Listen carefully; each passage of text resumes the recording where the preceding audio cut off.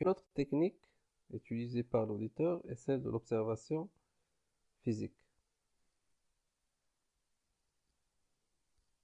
Les éléments concernés par cette vérification sont essentiellement les immobilisations, les stocks et les disponibilités.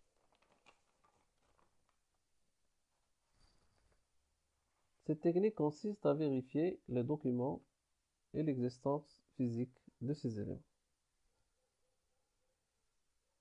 La quatrième technique qu'on va présenter s'appelle la circularisation.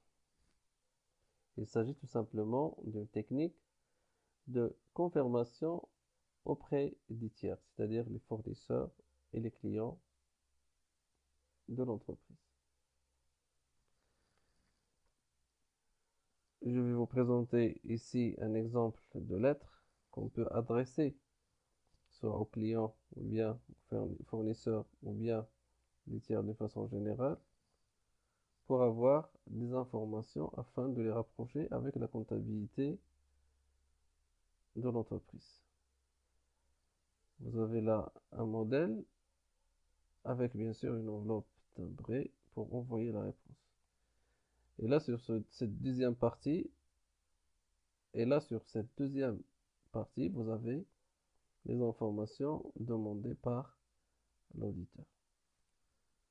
Bien sûr, l'objectif de la circularisation est de comparer les comptes de l'entreprise, c'est-à-dire compte client par exemple, avec le compte du fournisseur, de notre fournisseur, et de justifier les écarts. Une fois que les réponses sont obtenues, l'auditeur procède à leur comparaison avec la balance comptable, comme le montre l'exemple suivant.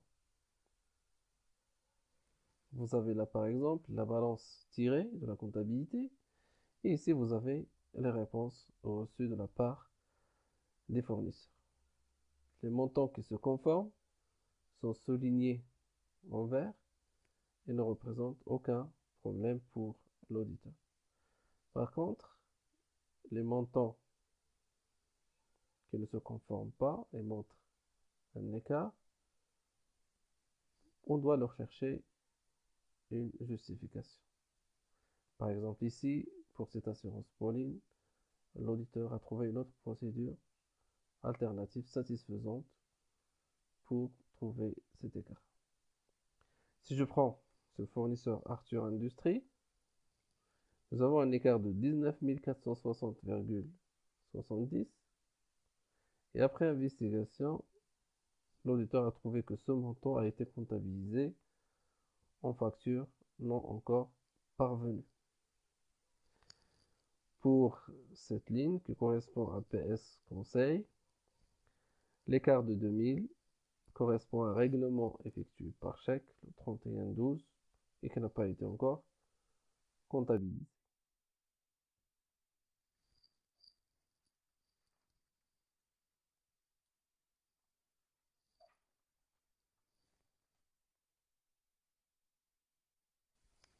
La cinquième technique qu'on va présenter est connue par le test de Katov.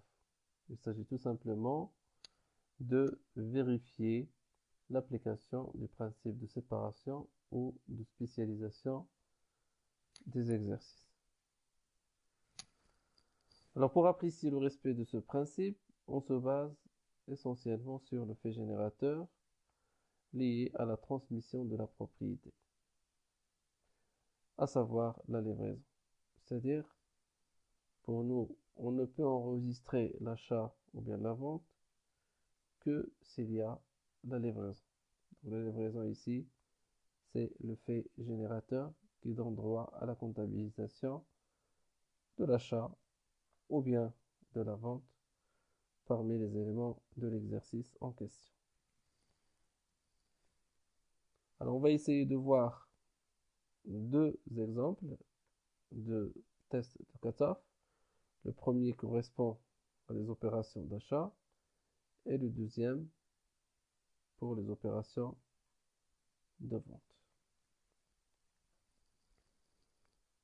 Alors, on va reprendre ce même tableau avec plus de détails.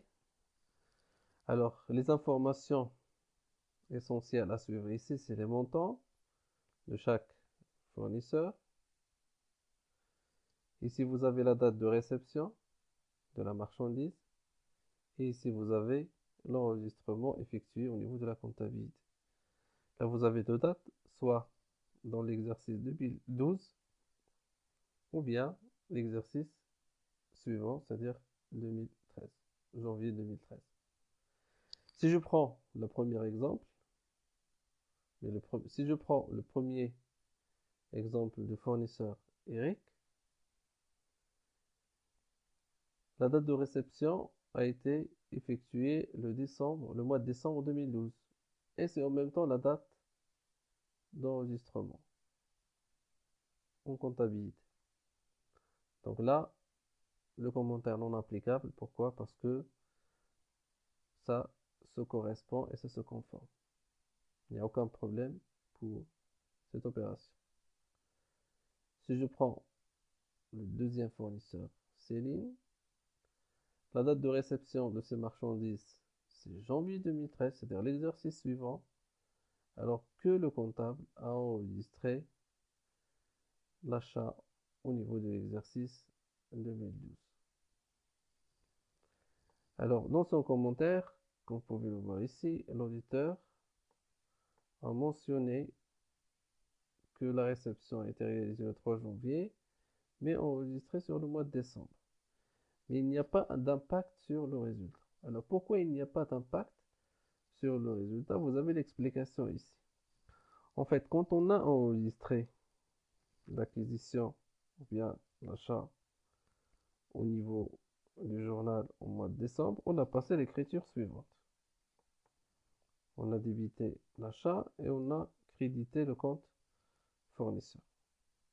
Si je reprends uniquement cette écriture, on s'aperçoit qu'il y a un impact parce que les charges ont augmenté de 8 et donc il y a une diminution de résultat de 8. Mais il ne faut pas oublier que ces marchandises ont été comptées au niveau de l'inventaire. Et donc, il existe ici dans le stock final.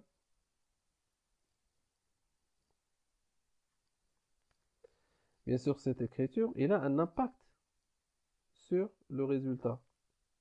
Là, vous avez crédité un compte de charge, ça veut dire que les charges ont diminué. Et si les charges diminuent, vous avez automatiquement une augmentation de résultat. Donc là, vous avez une diminution de 8, là, vous avez une augmentation de 8, donc il n'y a pas d'impact sur le résultat.